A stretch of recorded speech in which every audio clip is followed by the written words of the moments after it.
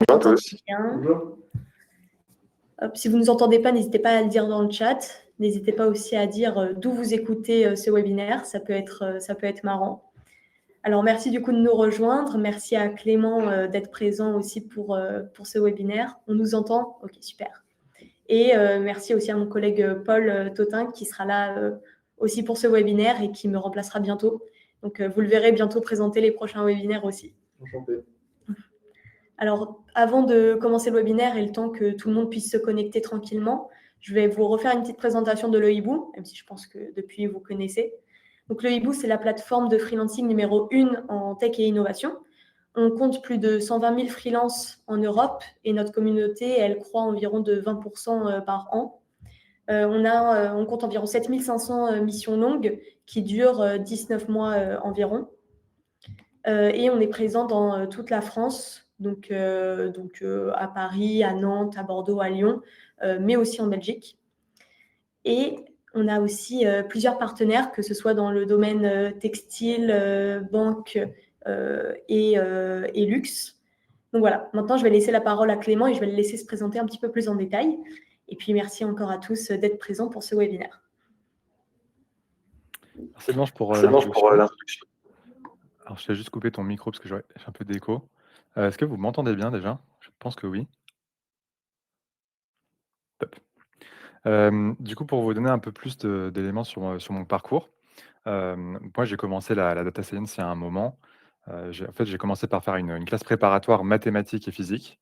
Donc, en fait, beaucoup de mathématiques, ce qui m'a conduit à intégrer l'ENSAE, qui était une école d'ingénieurs statisticiens, qui a développé, en fait, à l'époque, une spécialité en intelligence artificielle. Savoir que l'intelligence artificielle, en fait, c'est beaucoup de mathématiques. Donc, en fait, c'était assez logique qu'une école qui fasse de la stat, de la probabilité, se mette à faire des maths. Et à la fin de mon cursus, d'ingénieur, j'ai pu du coup, rejoindre, l'ENS pour un parcours spécialisé en intelligence artificielle et en particulier de la recherche, qui s'appelle le MVA, voilà, qui est une bonne référence que vous pouvez garder en tête. Mathématiques, vision, apprentissage. Hem, C'était, historiquement, dédié à l'apprentissage de la vision, donc le traitement d'images en intelligence artificielle et après, ça s'est développé dans toutes les branches du secteur, le texte, la vidéo et un peu, en fait, tout ce qu'on peut imaginer, en fait, dans l'intelligence artificielle. Voilà, donc en sortant de là, j'ai, intégré, un cabinet, dans lequel j'ai monté pendant 5 ans une équipe de 25 personnes, qui était dédiée à l'analyse de textes, en intelligence artificielle. Et en parallèle de ça, donc qui dit cabinet dit mission. J'ai fait, 2 missions longues, chez des grandes banques françaises et des leaders, on va dire, du secteur du luxe, en tant que chef de projet IA. Donc, mon objectif, c'était, d'intégrer les bonnes pratiques, les bons modèles, dans les processus pour, accélérer le delivery et augmenter la qualité. Voilà, donc vous pourrez poser des questions si vous voulez, par la suite.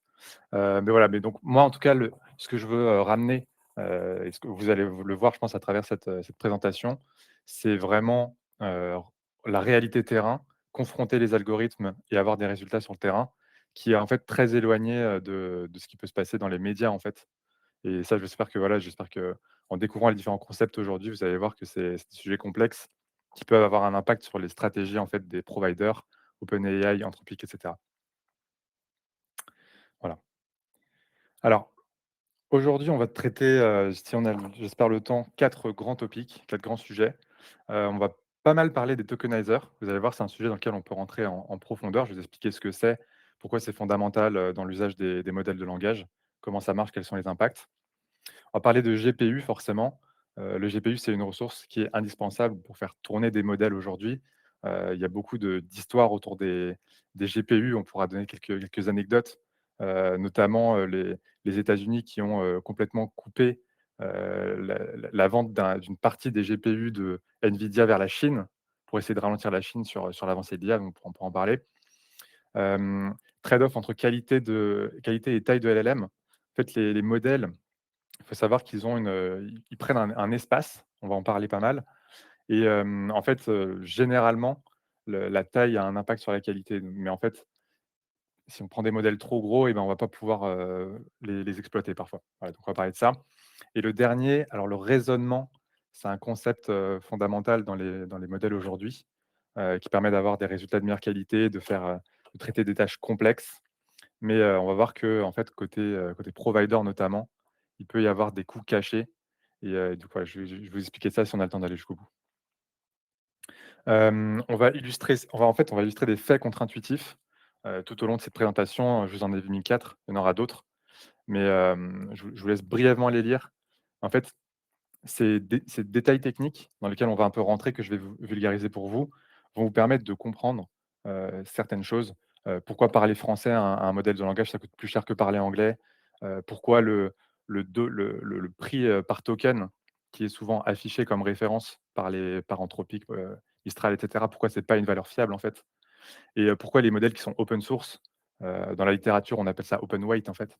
Les modèles qui sont mis à disposition, pourquoi ils ne seront pas toujours utilisables? Voilà, on va réfléchir à tous ces sujets-là. Alors, pour commencer, donc rentrons dans le vif du sujet sur les tokenizers. Ce qu'il faut comprendre, c'est qu'un modèle de langage, donc aussi appelé Large Language Model, LLM, je vais dire LLM pendant toute la présentation, c'est plus rapide. Il n'est pas fait, son architecture ne lui permet pas de lire des mots. Donc en fait, quand on a une question au départ, quelle est la taille de la tour Eiffel?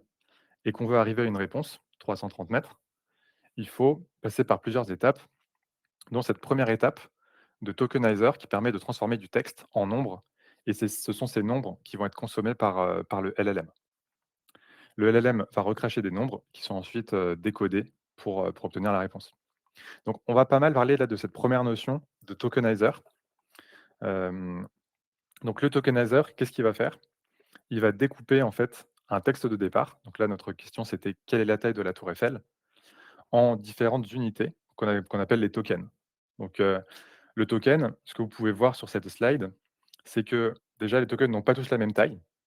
Il y en a qui ont 2 lettres. Par exemple, le premier, la Q, c'est un token, il a 2 lettres et on a L juste après qui a 4 lettres. Et la deuxième chose que vous voyez là dans cet exemple, c'est qu'un token ne peut pas chevaucher 2 mots. Voilà. Donc, on va expliquer comment est-ce qu'on arrive à ces résultats-là, notamment à des tokens qui ont des tailles différentes. On a même un token là qui a une seule taille, qui a un seul caractère. Donc voilà, donc ça c'est un exemple avec le tokenizer de Mistral Large. On va voir après qu'il peut y avoir des différences entre les différents tokenizers qui vont avoir directement un impact sur la facture, sur ce que vous allez payer derrière. Alors pour l'exemple, je vais vous montrer, l'entraînement d'un tokenizer à une toute petite échelle. Donc, en fait, quand on a un tokenizer, il faut l'entraîner. Chaque provider, Anthropic, Mistral, OpenAI, va entraîner son propre tokenizer, ce qui fait que chacun, ne va pas avoir le même.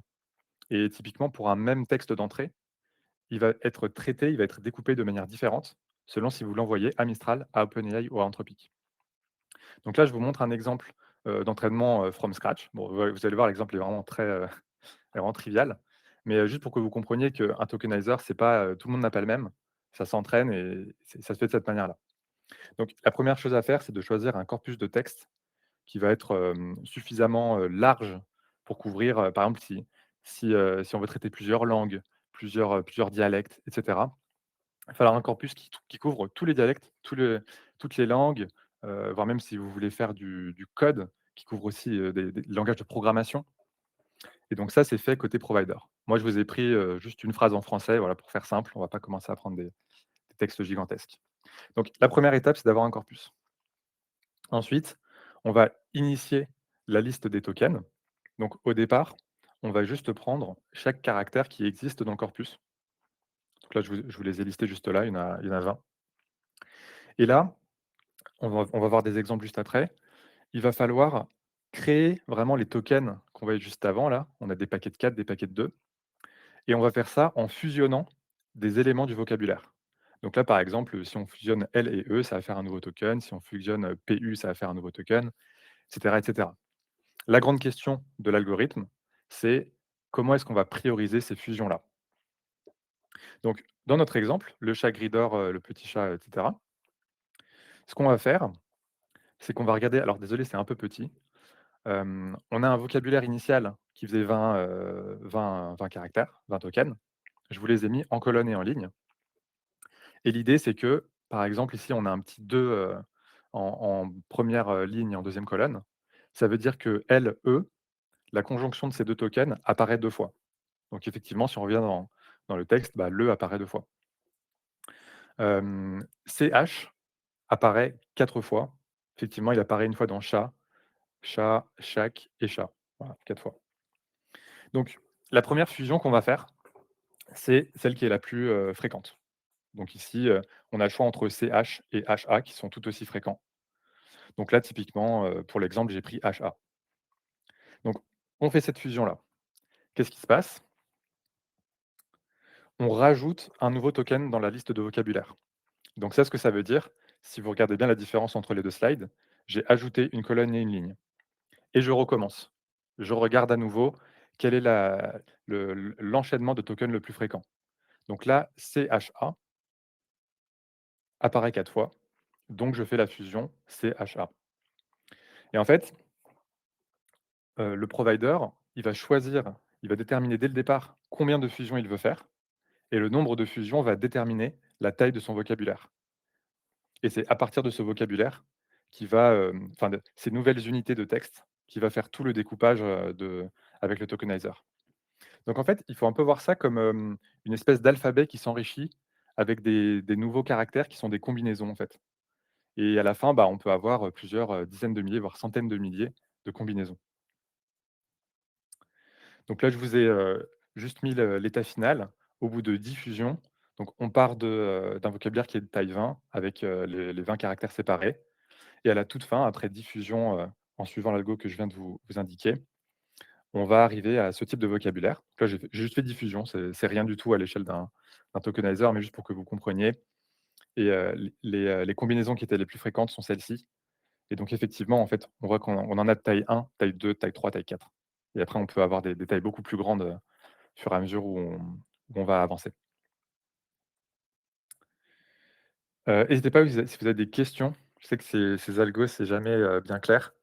Mais, avoir au moins une compréhension, superficielle de ce fonctionnement va vous permettre après de comprendre des conclusions qu'on va tirer et comment on va expliquer en fait les choix et les stratégies des providers. N'hésitez pas. Hem, alors c'est l'algo générique utilisé pour tout LLM. Alors là, bonne question.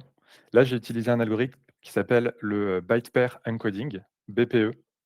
Il existe d'autres algorithmes, mais celui-là, c'est l'algorithme principal pour la plupart des providers, typiquement Mistral et OpenAI.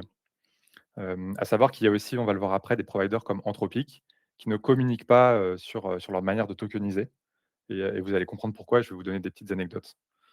Hem, alors du coup, quand est-ce qu'on arrête de faire des fusions? Bonne question. En fait, on pourrait, théoriquement augmenter le nombre de fusions, jusqu'à ce que, un token égale un mot.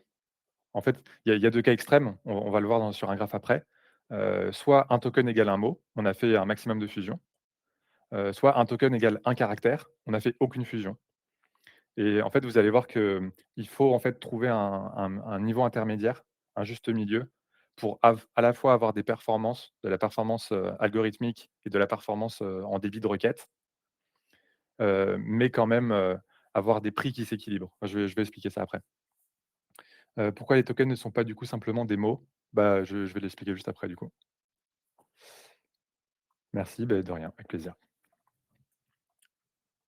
Donc là, juste sur l'exemple que je vous avais pris, je vous mets au fur et à mesure des fusions, le nouveau découpage du texte. Donc globalement, c'est ce que j'avais dit, c'est que vous voyez au fur et à mesure les paquets se former et le nombre de fusions augmente, mais le nombre de tokens diminue.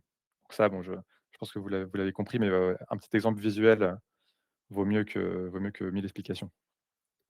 Alors, j'ai refait l'exercice, donc c'est exactement le même algo que j'ai appliqué, byte pair encoding, mais sur un texte beaucoup plus long. Hem Et ça a donné cette courbe qui est plutôt sympa. Donc, juste avant, je vous avais montré nombre de fusions ici et nombre de tokens. Donc c'est exactement cette courbe que j'affiche, hein. On a le token, qui est en ordonnée et le nombre de fusions en abscisse. Et donc ce qu'on voit, c'est que enfin, on s'y attend un peu, c'est qu'au bout de quelques fusions, on a énormément diminué, le nombre de tokens. Donc, visuellement, c'est ce qu'on voyait ici, hein. C'est que quand on augmente les fusions, il y a moins de tokens parce qu'en fait, on a regroupé des caractères entre eux. Mais en fait, ce dont on se rend compte, c'est qu'avec peu de fusion, on a un gain très important au début et qu'à la fin, ça va se lisser. Et on a 2 cas extrêmes dont j'ai parlé. Le cas où on a 0 fusion, bah, en fait, 12 880, c'est juste le nombre de caractères dans mon texte. Donc voilà, donc là, on a l'info, mon texte fait 12 880 caractères et on a un plateau à la fin. On a vu que les tokens ne pouvaient pas chevaucher 2 mots. Donc ce que ça signifie, c'est que la limite théorique, ici quand on monte en token et ben, c'est le nombre de mots. Donc là, en fait, vous voyez un palier. Au-delà de 2000, ça sert à rien de faire des fusions parce qu'en fait, on peut plus en faire. On a encodé l'ensemble du vocabulaire dans l'ensemble des tokens. Ça ressemble au concept ZIP et d'ailleurs, tu as raison, en fait, donc ZIP, c'était je crois un statisticien qui a fait de l'analyse sur des corpus de texte et il avait sorti la loi de Zip, qui était donc une loi de probabilité qui suivait à peu près cette tendance et le nombre de tokens en fonction du nombre de fusions suit la même loi de Zip. Donc Christian, tu as 100 raison. Alors en pratique, qu'est-ce qui se passe? Donc là, je vous ai repris la question du départ, quelle est la taille de la tour Eiffel? Et je l'ai découpée avec, les vrais tokenizers du coup, des différents providers. Donc globalement, ce qu'on voit, c'est que, OpenAI est plus efficient. Mistral est moins efficient et Anthropic est un peu mieux, mais pas tant. Alors, je sais que c'est un exemple extrapolé sur une phrase, donc vous n'êtes pas obligé de vous fier à ça, à 100 en termes de proportion de pourcentage. Hem, mais enfin, moi, je vous le dis, la tendance, c'est quand même qu'OpenAI produit beaucoup moins de tokens qu'Anthropic, et Mistral, typiquement. Et donc, on l'a vu juste avant et du coup, on a les éléments pour, OpenAI et pour Mistral. La raison, elle est très simple. C'est que, OpenAI a une taille de vocabulaire de 200 000 et Mistral a une taille de vocabulaire de 130 000. Voilà. Côté Anthropic, ils n'ont pas communiqué sur la taille du vocabulaire ou alors je ne l'ai pas trouvé. Mais du coup, on peut imaginer que c'est à peu près entre les 2 ou bien équivalent à Mistral. Alors, on ne peut pas chevaucher 2 mots, mais du coup, une locution prend plusieurs tokens. Exemple au fur et à mesure. Ouais, c'est ça. Bah, en fait, au fur et à mesure, pour des tailles de vocabulaire de 130 000 ou 200 000, au, fur et à vont chacun prendre un token et mesure, on peut espérer que ça fasse 2 tokens, par exemple. Donc ça ferait 5 ou 6 tokens. Et on a Gildas qui nous demande: «La fusion de tokens désigne-t-elle des mécanismes utilisés dans les Vision Transformers?» Non, pas du tout. Alors la fusion des tokens, là, c'est vraiment dans l'entraînement du tokenizer. Donc ça, c'est une phase en amont, qui est faite par les laboratoires. C'est fait une seule fois et une fois que le tokenizer est entraîné, donc les fusions sont terminées, la taille du vocabulaire est fixe, le tokenizer, il est prêt à être utilisé, au quotidien et il bouge plus, en fait. Donc en fait, une fois que tu es en train d'utiliser un modèle, que ce soit un Vision Transformers ou ce que tu veux ou un Transformers normal, le tokenizer ne bouge plus. Mais là, en particulier, quand on parle de tokenizer de texte, on ne parle pas de vision du tout, hein. Je pense que donc la réponse est non, Gildas. Mais du coup, il n'a pas d'optimisation pour une locution puisque dans le langage courant, c'est l'équivalent d'une unité de sens équivalent d'un mot. Hem, non, non, non, non. En fait, on se prend pas la tête. C'est juste qu'il faut, découper le texte en unités.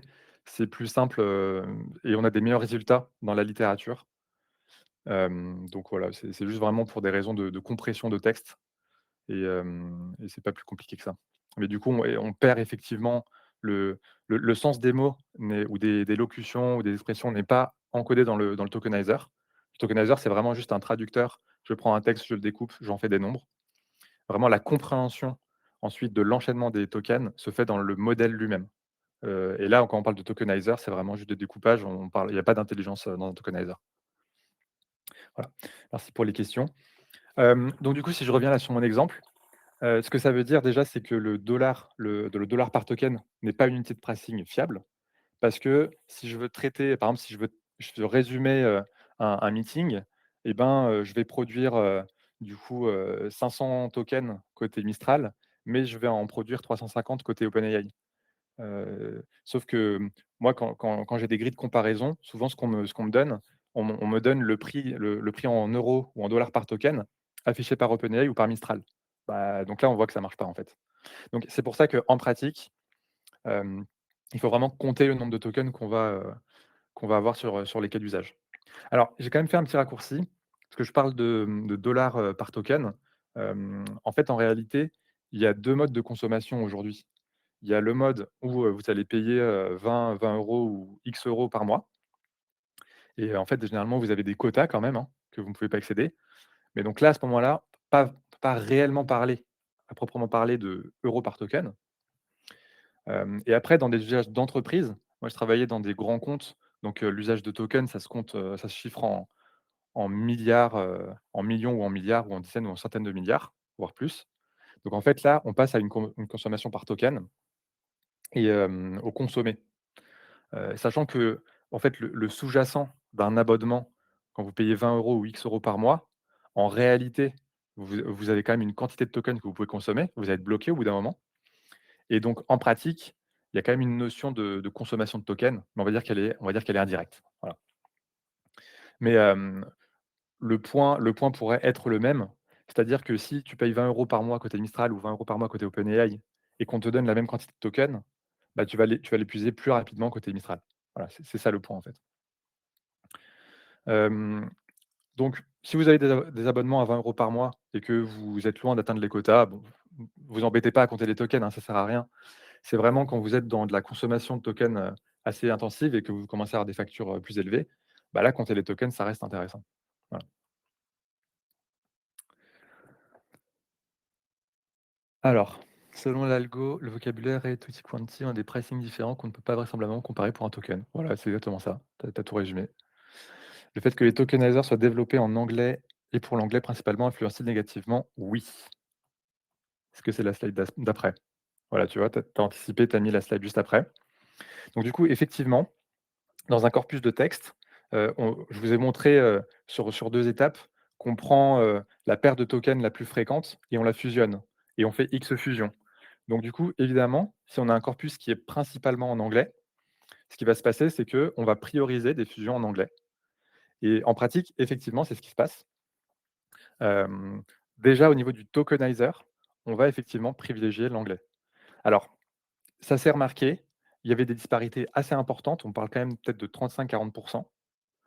Et du coup, ce qui a été fait par les providers au fur et à mesure, là, c'est à peu près équilibré, c'est qu'ils ont intégré davantage de langues, comme le français, l'espagnol, enfin plein de langues, les langues latines, plein de langues différentes pour équilibrer ça.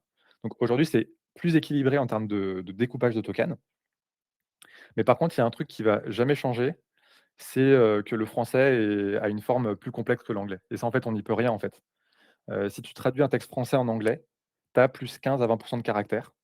Voilà, ça c'est obligatoire parce que les mots français, les conjugaisons et cetera sont plus complexes, sont plus longs. Hem, L'alphabet est plus riche. Nous on a des accents, on a des cédilles, on a plein de choses, qui font que les formes sont plus rares et en fait, plus il y a de variété dans une langue et plus le nombre de tokens dont on a besoin pour le couvrir est large. Voilà, c'est les mathématiques en fait. Et du coup, j'avais mis exactement ce que l'argument que tu disais, corpus à 90 en anglais. Alors ça, ça du coup, faudrait que je le mette à jour, c'est de moins en moins le cas. C'était le cas jusqu'à récemment, mais ils ont fait des modifications par rapport à ça. Voilà. Donc globalement, en fait, on va se retrouver, selon les cas, avec 20 à 50 de tokens, en français en plus, ce qui est colossal. Alors est-ce que ça veut dire qu'il faut faire que de l'anglais? Pas forcément. Moi, le conseil que je donne souvent, c'est pour des traitements, en batch, en groupe, qu'on fait tourner la nuit ou en journée, peu importe, l'anglais, c'est bien parce qu'en fait, on veut juste, obtenir un résultat, on fait tourner ça, en volume. Par contre, à partir du moment où on a un humain, qui est francophone, qui est pas à l'aise avec l'anglais, cherchez pas à optimiser, en fait, parce que ce que vous allez gagner en token, vous allez le perdre à reposer des questions parce que vous avez besoin de précision. Voilà, donc à adapter selon le cas, mais en tout cas, bon à savoir. Hem Alors, comment sur un abonnement fixe, on peut contrôler la consommation des tokens? Bah, c'est-à-dire, il y a des bonnes pratiques. Alors, je sais que dans la plupart des abonnements, moi, j'utilise un abonnement Claude. Je suis passé par Gemini et par ChatGPT aussi. Là, en ce moment, je suis dans ma phase Claude. On peut rajouter des instructions, généralement dans les paramètres. Les instructions, en fait, c'est nous qui les écrivons et elles vont s'appliquer à l'ensemble de nos chats. Et typiquement, c'est des endroits où on peut dire, fais des réponses courtes, pose des questions uniquement si il y a une information importante qui a été oubliée, keep it simple, des choses comme ça. y a plein d'exemples que vous pouvez trouver sur internet, hein. Vous tapez sur internet, je sais pas, instructions pour optimiser le débit de token, vous allez trouver plein de choses. Mais, ça, c'est des petits tips que vous pouvez utiliser. Il y a aussi la maîtrise du modèle. En fait, il faut savoir que chaque modèle va consommer vos crédits, de manière, différente, en fonction généralement de son quotient intellectuel. Donc généralement, quand vous utilisez un modèle comme Opus 4.8, vous allez consommer vos tokens plus rapidement que si vous utilisez Sonnet 4.6 ou 4.7. Je crois que c'est Sonnet 5 maintenant qui est sorti. Donc l'idée, c'est d'adapter en fait la la question que vous posez au bon modèle. Sachant que 4.8, c'est un modèle extrêmement performant. Hem, Généralement, si vous avez juste des questions basiques, faire des résumés, faire ce genre de choses, il ne faut pas utiliser, Opus 4.8, que c'est vraiment une perte d'argent ou de crédit pour rien, quoi. Hem, ouais, un cas d'usage simple, genre faire un résumé et cetera, ça peut être traité par un Sonnet 5, parfaitement. Et après, bah, si vous faites du code, si vous vibe codez et que vous avez des bases de code très complexes, donc là, on peut parler de 5 000, 10 000, 15 000 ou plus lignes. Là, vous pouvez utiliser Opus, mais voilà, il faut faire attention à ça, quoi. Hem, on peut utiliser les modes caveman. Ouais, il y a plein de trucs, ouais. Bon, je vais pas tout, parcourir parce qu'il est déjà 26. Je vais avancer un peu et je reprendrai des questions après, si on a le temps. Donc ça, c'était la partie tokenizer. Si, il y a un truc quand même que je voulais dire, parce que j'avais comparé les tokenizers entre les providers. Il y avait une anecdote qui était pas mal, c'était que même au sein d'un même provider, les tokenizers peuvent changer et ça avait fait un peu scandale. Alors bon, le scandale dans le milieu de l'IA, c'est tout est relatif, mais en fait, chez Anthropic, quand ils étaient passés de 4.6 à 4.7, ils avaient changé le tokenizer et en fait, le nouveau tokenizer produisait genre, 35 de tokens en plus. Donc ça, c'était un vrai problème parce qu'en fait, ils n'avaient pas changé, les prix en dollars par token. Mais par contre, pour une même tâche, tu avais 35 de tokens en plus, donc tu payais 35 de tokens en plus. Donc ça, en fait, ça fait partie des leviers que les providers peuvent mettre en place pour augmenter les prix sans, forcément augmenter le dollar par token affiché. Voilà, c'est du repricing à la volée, ouais, c'est ça, Christophe. Alors maintenant, on va parler de GPU. Le GPU, en fait, c'est hyper important parce que c'est une ressource, Graphic Process Unit. C'est une ressource physique qui permet d'héberger les modèles et qui est, en fait, limitante aujourd'hui, quand on veut, déployer un modèle pour une communauté ou pour des utilisateurs. Alors, le fonctionnement basique d'un GPU, alors à savoir que je ne suis pas expert GPU, mais ça, c'est vraiment des concepts de base que je pense qu'on peut comprendre. Donc le GPU, il est connecté au reste de la machine. Donc, son rôle, ça va vraiment être très spécialisé pour faire, des calculs, et en fait héberger le modèle de langage. Donc on va avoir d'une part la VRAM, qui est donc de la mémoire, au même titre que la RAM. Cette VRAM, elle va avoir vraiment la particularité d'être optimisée, pour le stockage et la transmission de vecteurs de grandes matrices, que sont les modèles de langage, en fait. Donc les modèles de langage sont stockés côté VRAM ici. Les calculs sont faits de l'autre côté puce GPU. Donc il faut avoir une puce GPU très rapide en calcul, dans son GPU, c'est préférable. Et ensuite, on a un bus mémoire ici qui transmet, des éléments du modèle et aussi d'autres éléments, on va le voir, vers la puce pour effectuer les calculs. Et en fait, il y a une espèce de navette qui est faite parce que, d'une part, on a le modèle qui va aller vers la puce pour faire des calculs et on a les résultats de ces calculs qui vont revenir en VRAM pour être stockés temporairement et vous allez voir qu'il y a un mécanisme derrière tout ça. Voilà, mais donc on a ces 2 éléments qui sont séparés avec le bus mémoire au milieu. Alors, là, je voulais comparer alors cette slide, on va passer un peu de temps et vous aurez probablement des questions ou peut-être pas. Mais je voulais comparer du coup, juste pour l'image, OpenAI et Mistral. Donc on a vu que OpenAI avait une taille de vocabulaire de 200 000 et Mistral avait une taille de vocabulaire de 130 000. Donc des tailles de vocabulaire relativement différentes. Alors, qu'est-ce qu'on va retrouver dans cette VRAM? Je vous ai mis sur fond, sombre, bleu foncé, ce qui va être, systématiquement chargé sur la VRAM. Et je vous ai mis en bleu clair ce qui est temporaire. Voilà, donc on va regarder chacun des exemples. Donc déjà le modèle. Le modèle, il est présent dans les 2 cas.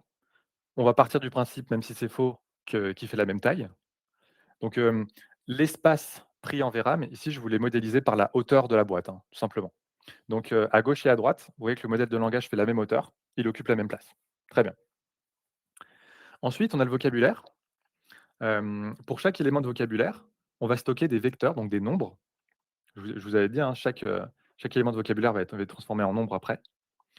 Donc ça, c'est fixe et c'est proportionnel au vocabulaire. Donc c'est pour ça qu'à droite, vous avez, des vecteurs liés à chaque élément de vocabulaire, moins haut, donc plus, qui occupe moins de place qu'à gauche. Donc une fois qu'on a ces 2 éléments, le modèle de langage et le vocabulaire qui prennent de la place, ce qui nous reste comme espace, on peut l'allouer aux requêtes utilisateurs. Et l'idée, c'est que, bon, théoriquement, ce qu'on se dit, c'est que, bah, il faut le plus d'espace possible pour pouvoir servir le plus d'utilisateurs. C'est là qu'il y a un effet qui est un peu complexe, c'est que plus le vocabulaire est élevé, on l'avait dit, et moins on génère de tokens. Sauf qu'en fait, moins on génère de tokens et moins une requête utilisateur va prendre de place. Donc c'est pour ça qu'à gauche, vous avez un gros vocabulaire, mais des petites requêtes, enfin des requêtes qui prennent pas beaucoup de place, parce qu'elles génèrent moins de tokens. Mais à droite, vous avez un vocabulaire plus petit et des requêtes qui prennent plus de place, parce qu'elles génèrent plus de tokens, tout simplement. Donc là, ce que je vous ai représenté, c'est imagé, c'est pas proportionnel, normalement le modèle devrait prendre beaucoup plus de place. Mais c'est juste pour que vous compreniez le concept. C'est qu'en fait, j'avais la question tout à l'heure, mais pourquoi, on ne fait pas, du coup l'infini de tokens, dans le vocabulaire comme ça, bah, chaque token c'est un mot et c'est plié quoi. Bah, en fait, c'est pour ça. C'est que si ton vocabulaire il est extrêmement grand, bah, il va occuper trop de place et du coup, bah, tu auras plus de place pour les requêtes utilisateurs. Donc en fait, il y a un trade-off à faire ici. C'est pour ça que en fait, généralement, on va pas faire zéro fusion, on va pas avoir un vocabulaire de taille, minimale. Mais à la fois, on va pas avoir un vocabulaire de taille 500 000 quoi, ou plus. Voilà. N'hésitez pas si vous avez des questions là-dessus, sinon je passe. Donc juste pour vous donner des éléments de sizing, donc là, je vous ai affiché les 2 providers, avec leur charte graphique. Je sais pas pourquoi ils ont ces chartes graphiques verts alors qu'ils sont pas du tout écolos, mais ça, c'est un autre sujet. Mais, en tout cas, NVIDIA, AMD, les 2 gros acteurs du marché, avec une large prédominance de NVIDIA. Et je vous ai affiché leurs 3 cartes graphiques les plus populaires en ce moment, avec donc la VRAM, donc qui est mesurée, je vous l'avais pas dit, mais c'est du gigaoctet. Donc quand je vous disais juste avant, que la hauteur était proportionnelle à l'occupation, c'est une occupation vraiment en gigaoctets. Donc là, dans mon exemple, j'en sais rien, le modèle, il fait 10 gigaoctets, puis les vecteurs, ils font 30 gigaoctets, voilà. On va avoir le prix en milliers de dollars. Alors là, je vous ai pris en fait, c'est des serveurs généralement qui ont 8 GPU, donc 8H100, 8H200, 8B300. Mais je vous ai ramené le prix à l'unité. Donc j'ai pris le serveur avec les 8 GPU, je l'ai divisé par 8. Voilà. Donc c'est assez cher, hein, ça se compte en milliers de dollars. Et la bande passante, c'est ce qui va se passer au niveau on l'a vu juste avant, du bus mémoire. Voilà, c'est ce qu'on peut faire transiter dans le bus mémoire. Il manquerait, des informations sur la vitesse de la puce que je ne vous ai pas mises, mais bon, c'est pas très grave. Alors, tous les providers sont passés au NPU. Oui, c'est possible, mais enfin les concepts restent les mêmes, hein. On va toujours avoir le concept de mémoire ou de GPU. Les GPU existent toujours, hein, massivement. Il y a les NPU, il y a les TPU, il y a, TPU, c'est Google, Tensor Process Unit. Il y a Google qui est aussi en train de créer de nouvelles, architectures de GPU qui intègrent une partie de l'architecture des modèles de langage directement dans le silice, dans la carte elle-même physiquement. Il y en a plein, mais globalement, on retrouve les mêmes principes, il faut de la mémoire, il faut du calcul et il faut faire transiter les infos. C'est pour ça que là, je prends le cas simple. Et puis aussi, alors la NPU, je ne sais pas, mais typiquement les TPU sont pas accessibles sur le marché. C'est une techno qui est, comment on dit? Propriétaire, Google. Donc en fait, tu peux pas acheter les serveurs, c'est pour ça que je les ai pas mis non plus. Voilà. Mais bon, là, on va raisonner avec les GPU. Donc ce qu'on voit globalement, c'est que, quand même AMD est quand même très, compétitif, hem, sur le prix du gigaoctet de VRAM. Donc, moi quand je vois ça, du premier coup, j'ai envie de me dire: «Bah, j'achète AMD en fait». Donc c'est un bon point. Mais en fait, il y a un truc qui est encore plus important que la VRAM, c'est vraiment l'écosystème, technologique. C'est pour ça que je mets en dessous, l'écosystème logiciel NVIDIA est plus, mature et performant. Donc vous avez peut-être entendu parler de CUDA. Voilà, donc ça, c'est l'écosystème, c'est du code, en fait, c'est du software qui permet de manipuler, d'une part la VRAM, d'autre part, la puce GPU, de faire les calculs, d'ordonner, et en fait, tout ça, c'est primordial pour, exploiter au maximum les capacités des GPU. Et en fait, NVIDIA a beaucoup plus de track record et est bien meilleur là-dedans. Et en fait, c'est pour ça que historiquement, ils sont mieux implantés et que AMD a du mal à prendre des parts de marché, en fait. Voilà. Il y a une deuxième raison à ça, qui est assez simple, c'est qu'il y a beaucoup de bibliothèques open source, pour, travailler avec des modèles de langage qui ont été optimisés sur CUDA, qui avait plus de parts de marché initialement. Et en fait, il y a tout un travail à refaire, sur AMD. Alors, il y a beaucoup de bibliothèques qui existent enfin, qui s'adaptent à AMD évidemment. C'est juste qu'il y a un peu moins de support et de communauté active. Voilà, donc ça, c'est aussi un argument en fait, de la communauté, tout simplement, utilisation de la communauté. Alors, vous avez peut-être entendu parler de DeepSeek V4 Pro. C'est l'un des meilleurs modèles open weight. On a aussi Kimi, qui est un modèle de Moonshot, on a plein de modèles open source. Mais bon, voilà, j'ai pris, DeepSeek V4 Pro, qui est l'un des quand même des modèles, les plus performants en open weight. Alors on peut se poser la question, combien ça coûte de faire tourner, une seule occurrence, on est bien d'accord, hein, de DeepSeek V4 Pro? Pourquoi je dis une seule occurrence? Parce qu'on peut imaginer que dans certains contextes, si on veut, voilà, on est en entreprise, on est à un grand compte, bah, on a envie d'avoir, peut-être, 50 occurrences de DeepSeek V4 Pro pour fournir un accès à 1000 ou X 1000 personnes, voilà. Alors, ce modèle-là, vous pouvez aller voir sa fiche sur Hugging Face, hein, vous pouvez télécharger les poids si vous voulez, hein, c'est totalement open weight. C'est un modèle qui fait 1600 milliards de paramètres. 1600 milliards de paramètres, c'est beaucoup. Alors un paramètre, c'est, comprenez-le comme un nombre. En fait, les modèles de langage, on en parlait, je crois que quelqu'un a mis ça dans le chat, c'est des réseaux de neurones, basés sur l'architecture transformer. Et en fait, les réseaux de neurones, c'est, un ensemble de nombres interconnectés. Et en fait, quand on met une nouvelle information, donc un nouveau nombre à l'intérieur, et ben, il va y avoir un ensemble de calculs entre tous ces nombres qui aboutit à un résultat. Mais donc voilà, donc ce qu'il faut juste retenir, c'est que, un modèle égale un ensemble de nombres. Un paramètre est un nombre, donc on a 1600 milliards de nombres qui sont stockés pour ce modèle. Alors, dans le cas de DeepSeek V4 Pro, après on va voir d'autres exemples après, 1600 milliards, ça veut dire 1,2 téra de VRAM. Alors juste pour rappel, on avait vu que les meilleures cartes avaient 288 gigaoctets de VRAM. Donc déjà, il faut plusieurs cartes B300 pour faire tourner, un seul modèle qui fait 1,2 téra. Donc typiquement, si on achète un serveur, généralement les serveurs, ils vont avoir 8 cartes. Donc si on prend le B300 là qui est en bas, qui va coûter, environ 300 000 $, il va nous falloir donc ça va nous fournir 2,3 téra de VRAM et donc du coup 1,2 pour le modèle et 1,1 restant pour, les requêtes. Donc là, on va dire, grosso modo, ces 2 parties-là, elles prennent 1,2 on va dire et il reste 1,1 pour les requêtes. Voilà.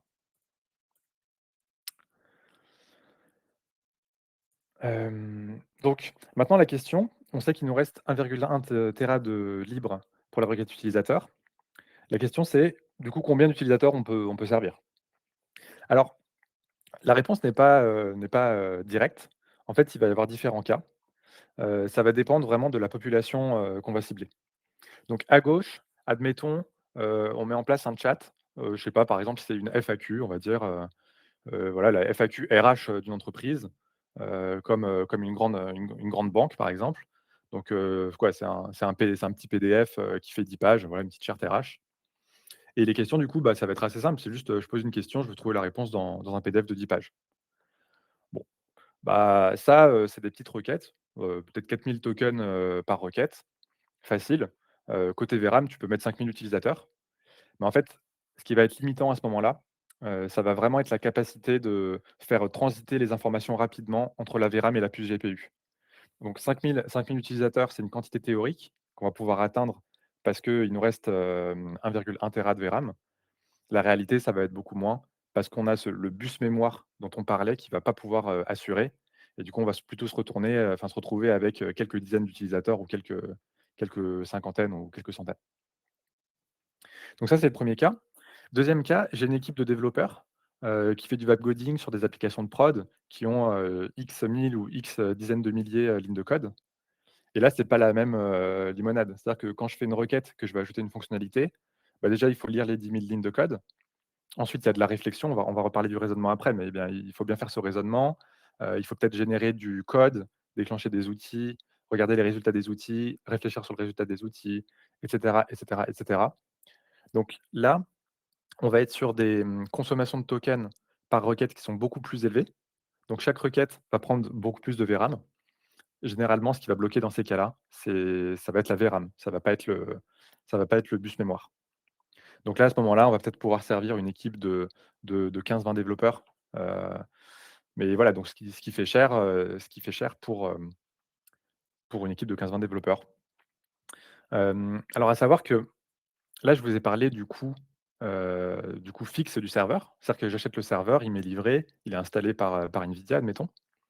Il y a quand même pas mal de R&D, parce que c'est pas trivial aujourd'hui de prendre un modèle DeepSeek qui va occuper plusieurs, cartes GPU et de le faire tourner et de le rendre disponible à plusieurs utilisateurs. Ça, c'est vraiment pas facile.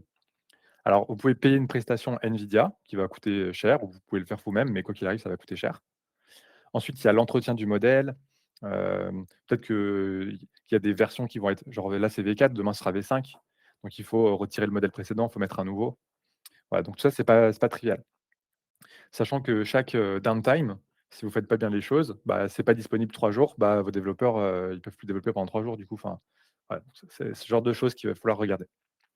Alors c'est pour ça qu'au début, j'avais dit que, c'est pas parce que c'est open weight que vous allez le mettre dans vos serveurs. En fait, si vous avez un ticket de 300 000 pour faire de l'IA, selon vos usages, hein, je sais pas, peut-être qu'il y a des grands comptes ici, enfin des personnes qui travaillent dans des grands comptes et qui veulent mettre de l'IA à l'échelle et qui peuvent pas se permettre, de payer les tokens à l'unité, qui veulent acheter des serveurs. En fait, généralement, si vous avez 300 000 il vaut mieux les dépenser avec des API, en fait, avec du SaaS.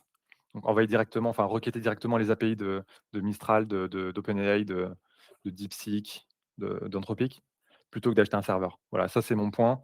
Je pense que vous allez vous économiser beaucoup de galères et sachant qu'encore une fois, installer des modèles open source performants sur des serveurs, c'est très, très complexe. Voilà, je ne sais pas s'il y a des questions sur la partie GPU, partie un peu plus technique, mais qui reste quand même intéressante. Et s'il n'y a pas de questions, je bascule sur la partie, quantisation. Donc on a vu juste avant, modèle trop gros, trop compliqué, pas possible. Vous avez dû voir passer sur les réseaux, beaucoup de gens qui disent, «Ouais, mais le modèle, il est quantisé, je le fais tourner sur mon PC, donc voilà, enfin, pas besoin d'utiliser Anthropic. Enfin, de toute façon, j'ai Qwen quantisé sur mon ordi». Alors en fait, qu'est-ce que ça veut dire? Donc effectivement, quand on a un modèle qui est trop gros, hem, c'est compliqué, on peut pas le faire tourner où on veut. Donc en fait, la question s'est posée: «Est-ce qu'on peut pas réduire la taille du modèle?» Genre, j'ai un modèle, je l'ai entraîné, j'ai pas envie de faire de réentraînement. Par contre, je veux pouvoir réduire sa taille, qu'il soit toujours performant. Donc, en fait, la première question qu'il faut se poser, c'est, côté paramètres, qu'est-ce qui se passe en fait? Qu enfin, en fait, chaque paramètre, il va être encodé d'une certaine manière. Ça, je vous ai dit que c'était un nombre, mais en fait, un nombre, ça peut être, un entier, genre, 1, 2, 3, 4. Ça, c'est facile à encoder. 1, 2, 3, 4, c'est facile, ça prend pas beaucoup d'espace sur le disque. Par contre, si mon nombre, c'est, 150 384,87, bah là, on a une précision qui est très élevée, ça prend plus d'espace. Voilà. Donc l'encoding, il a un code. Là, je vous l'ai mis en haut, c'est le plus précis et en bas, c'est le moins enfin, c'est, on va dire, 4 exemples du plus précis au moins précis et donc l'idée, c'est que, bah, plus c'est compact, moins c'est lourd. Voilà, logique. Donc on passe de 4 gigas à 0,5 gigas. Voilà, on divise par 8. Donc il y a des algorithmes qui permettent, à partir d'un modèle, par exemple, qui va être du FP16, de le rendre plus petit de le mettre dans des formats genre, 1:4 ou FP4 et donc du coup, bah, d'utiliser, moins d'espace, si vous voulez mettre sur un serveur. L'ennui avec ça, c'est que, quand vous quantisez, vous allez perdre de la qualité, tout simplement. Donc d'où la question de trade-off entre volume du modèle et qualité. C'est possible de baisser la taille, mais ça va se jouer sur la qualité. Donc c'est toujours la même chose. Il faut toujours tester ces versions quantisées, hem, pour voir si elles répondent à vos besoins. Et il y a un truc qui est vraiment fondamental, quand vous allez voir des posts qui disent, «Ouais, c'est bon, on n'a plus besoin d'Anthropic parce qu'on fait tourner des modèles quantisés en local». C'est que, en fait, quand un provider donne un modèle open source, comme Qwen, comme DeepSeek, comme Kimi, comme plein d'autres, il y a le benchmark qui est fait sur le modèle de base. Donc du coup, ils vont vous dire, bah, voilà, Qwen, il fait 98 sur tel benchmark, il fait telle performance sur tel autre benchmark. Et en fait, généralement, il y a un flou entre, est-ce que la personne qui fait un post sur LinkedIn, elle nous parle de la performance du modèle de base ou du modèle quantisé? Et souvent, le raccourci qui est fait, c'est, bah, le modèle quantisé est aussi performant, donc c'est bah, en fait, c'est faux. Voilà, donc en fait, quand tu passes à un modèle quantisé sur ton ordinateur en local, généralement, tu as une performance qui est vraiment piètre, qui est vraiment très, très faible vis-à-vis de modèles comme Opus 4.8 ou Sonnet 5. Mais en mode SaaS, on n'est plus dans un réplica sécurisé, un dump on-premise avec toutes les datas et cetera. Bah oui, tu envoies toutes tes données à un SaaS, hein, mais je pense que dans la plupart des PME, c'est pas grave, quoi. Alors, il y a un truc qui est quand même important, c'est que maintenant les providers commencent, à mettre des serveurs dans différentes régions.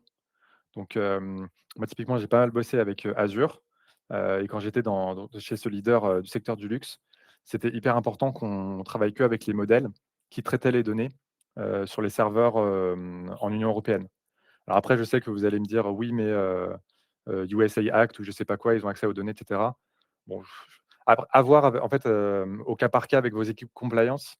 Je sais que ça peut être un problème pour certains, ça l'est pas pour tous. Mais voilà, en tout cas, sachez que de très grands comptes dans la banque et dans le luxe, utilisent, du SaaS. Donc si une banque peut le faire, pourquoi pas vous, quoi? C'est ça que je veux vous dire. Merci pour la chaise d'infos, avec plaisir. Ouais, Sylvain, moi je suis assez d'accord avec toi.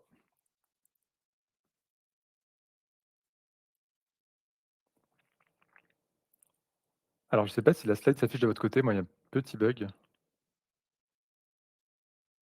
Hop, si on Ouais, la c'est voit bon. bien, pas de souci. C'est bon? OK.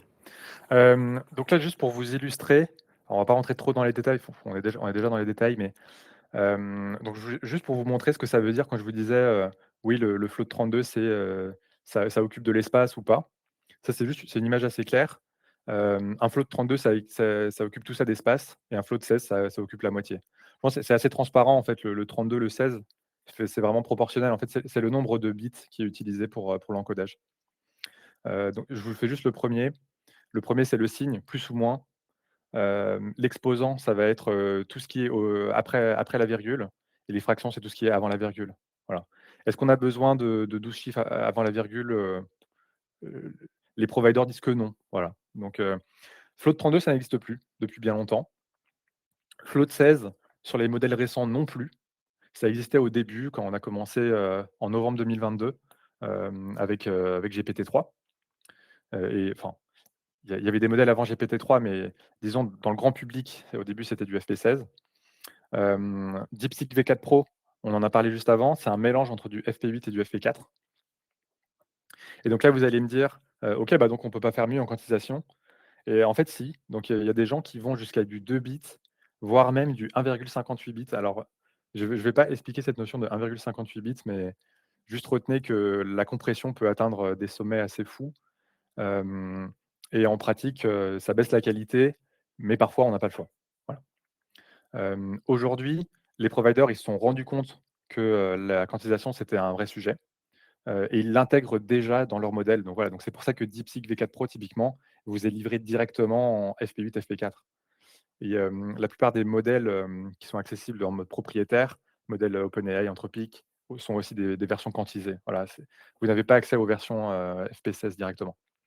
Alors le FP16, BF16, ça peut encore être utilisé, au moment de l'entraînement du modèle, donc avant que vous y ayez accès. Mais une fois que c'est terminé, on passe à des versions quantisées. Alors, juste pour exemple, alors c'est pas un bon exemple, mais à la fois un peu quand même. Je vous ai fait un screen d'un papier de recherche, qui s'appelle Accuracy Performance Trade-off in LLM Quantization, il y a eu une update récente en mai 2026. C'est pour ça que c'était intéressant. La seule limite, c'est que c'est des vieux modèles qui ont été utilisés, c'est des modèles de 2024. Donc, ça décrit une tendance, mais je pense qu'aujourd'hui, les résultats seraient un peu différents.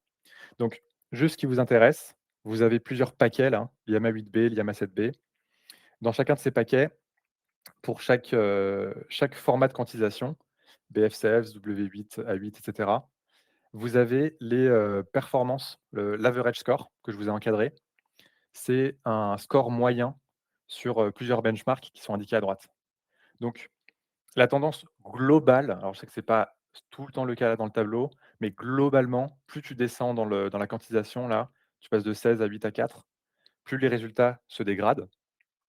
Et dans ce tableau, effectivement, on a l'impression que la baisse de qualité, enfin, on n'a pas l'impression, c'est le cas, la baisse de qualité est faible, mais il y a des résultats plus récents. J'ai pas eu le temps d'agréger les papiers, donc je ne les ai pas mis, mais il y a des résultats plus récents qui suggèrent qu'avec les modèles, très performants qu'on a actuellement, la quantisation 4 bits, 2 bits, et cetera, a beaucoup plus d'effet sur la baisse de qualité. Voilà, donc retenez quand même qu'aujourd'hui, les modèles fortement, ou quantisés, proposés par la communauté, sont quand même moins performants que les modèles de base. Voilà, faut juste garder ça en tête. Donc juste cette slide pour dire, la qualité baisse quand c'est quantisé, et moi je vous rajoute à l'oral, faites gaffe quand même, ça baisse plus que ce qui est indiqué là. Alors Christophe, tu me demandes la qualité de la réponse, mais aussi la qualité de la déquantification. Alors si tu me parles du compute, je suis pas sûr de comprendre ta question, mais en tout cas la qualité baisse, le compute est beaucoup plus rapide. Je sais pas si tu temps de traitement, si on est en train de déquantifier.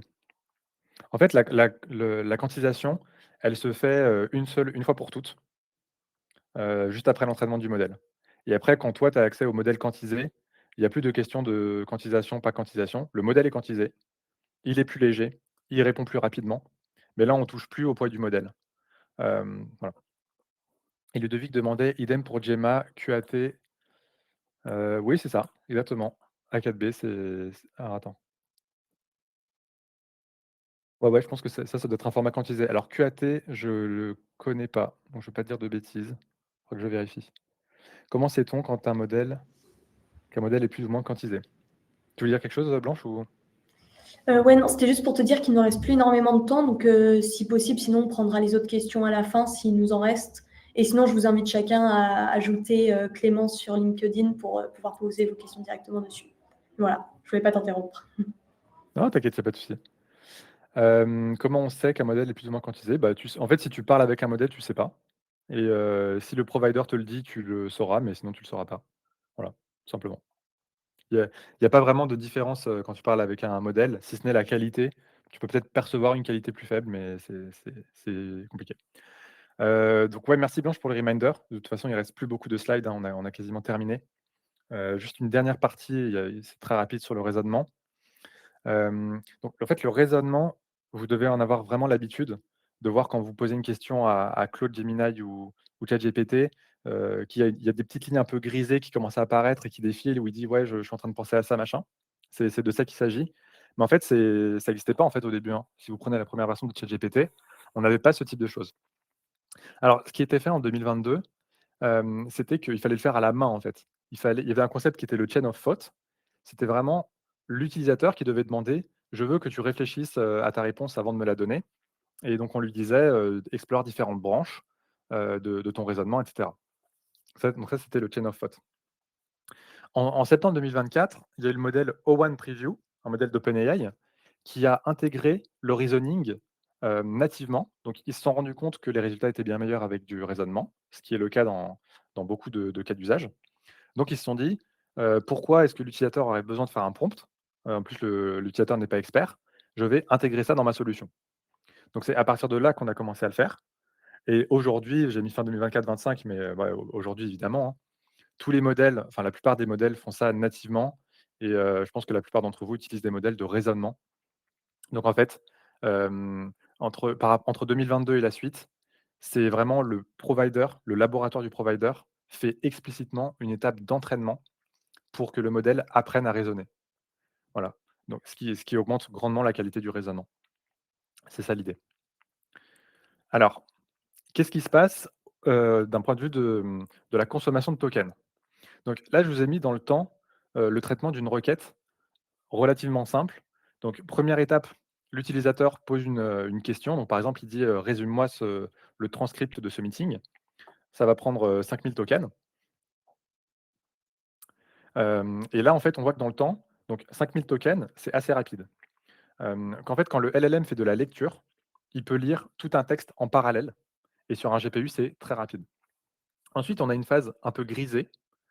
En fait, ce qui se passe, c'est que le LLM est en train de réfléchir et quand il fait de la réflexion, il génère sa réflexion token par token. Il ne peut pas paralléliser la génération. C'est pour ça que là, je vous ai mis une réflexion, donc 500 tokens, qui prend beaucoup plus de temps que la lecture de 5000 tokens. Et une fois qu'il a terminé de raisonner, il rédige la réponse, qui fait ici, je vous ai mis comme exemple 120 tokens. Et donc, on voit que le temps pour générer ces 120 tokens, il est proportionnellement beaucoup plus long quand on le ramène au token que la lecture. Donc, en fait, ce qu'il faut retenir, c'est que la génération, donc que ce soit le raisonnement ou l'écriture de la réponse en elle-même, ça prend beaucoup, beaucoup plus de temps que la lecture. Alors, quelle est la conséquence? Depuis tout à l'heure, je vous parle de prix en dollars par token. En fait, c'est un peu plus compliqué que ça. C'est que les providers dissocient le prix en lecture du prix en écriture. Donc, côté lecture, je lis mon transcript. Ça va me coûter 5 dollars. Donc là, je vous ai pris l'exemple de Opus 4.8 dans la documentation officielle. 5 dollars par million de tokens. Côté raisonnement et réponse, ça va vous coûter 25 dollars par million de tokens. Donc 5 fois plus cher pour Anthropic. Sur le marché, en moyenne, c'est 5 à 6 fois plus cher. Donc qu'est-ce que ça veut dire pour un provider? Un provider, lui, il veut faire du chiffre. Son objectif, c'est de faire de l'argent. Donc lui, ce qui l'intéresse, c'est pas juste le prix en dollars, par token, parce que là, quand on voit écrit, 25 dollars par million de tokens, bah, trop bien, bah, j'ai envie de faire que de la réflexion et de la réponse.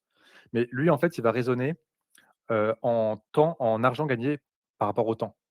Donc en fait, la lecture, c'est tellement rapide, même si c'est beaucoup moins cher, et ben, c'est bien plus rentable pour un provider de maximiser la lecture.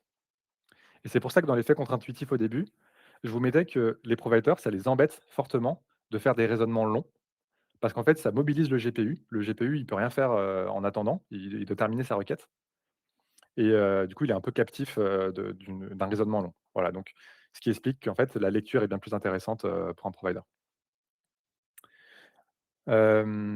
Donc mettre les GPU en parallèle n'est pas encore développé. Si, si, totalement. Les GPU, ça fait des calculs parallèles extrêmement performants. En fait, c'est d'un point de vue algorithmique, un transformers ne peut pas générer, des tokens en parallèle. Il peut lire des tokens en parallèle, mais il ne peut pas les générer. C'est une limitation de l'architecture transformers elle-même. Voilà. Bon, je pense que j'ai à peu près tout dit, c'était la dernière slide, donc Blanche, si tu veux conclure. Eh ben, écoute, merci beaucoup Clément. Ça en intéressait plus d'un vu le nombre de questions que tu as pu avoir dans le chat, donc c'est super. Eh ben, écoutez, merci à tous d'avoir assisté jusqu'au bout à ce webinaire. De toute façon, pour ceux qui ont dû se déconnecter un peu avant ou qui n'ont pas pu tout suivre, vous allez recevoir un replay avec les slides en pièces jointes de Clément. Encore une fois, je vous invite tous à aller l'ajouter sur LinkedIn si vous avez besoin. Ah, je vois Aude qui demande de revoir ton nom complet sur la première slide, je pense, pour qu'il puisse justement t'ajouter sur LinkedIn, Clément. Et puis voilà, si vous avez d'autres questions que vous n'avez pas pu poser, vous pouvez tout à fait aller l'ajouter sur LinkedIn et lui poser directement là-bas. Je le copie, je vais le remettre aussi moi de mon côté. Tac. Voilà, donc n'hésitez pas. Et puis encore merci à tous. Et puis on va vous souhaiter une très bonne journée, je pense. Merci beaucoup. Bonne journée. Merci à tous.